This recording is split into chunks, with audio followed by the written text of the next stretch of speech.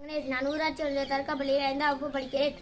அண்ணாநல்லூர் ஒன்றியம், திருச்சி மாவட்டம். நான் படித்து காவல்துறை அதிகாரியானால் சட்ட ஒழுங்கை பாதுகாப்பேன். பொதுமக்களின் உடைமைகளை பாதுகாப்பதில் நேர்மையாக நடந்து கொள்வேன்.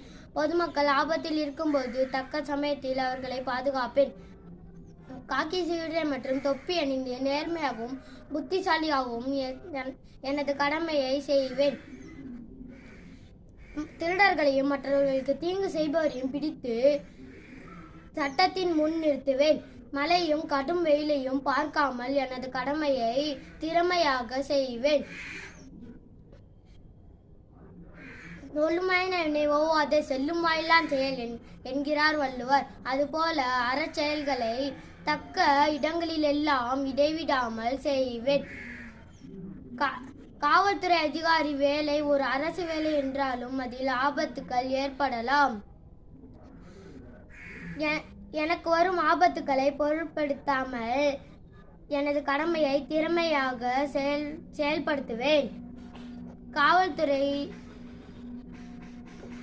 செய்யும் தொழிலே தெய்வம் என்பதற்கேற்ப எனது காவல்துறை பணியை கடமையும் கண்ணியமும் மாறாமல் செய்வேன். நன்றி.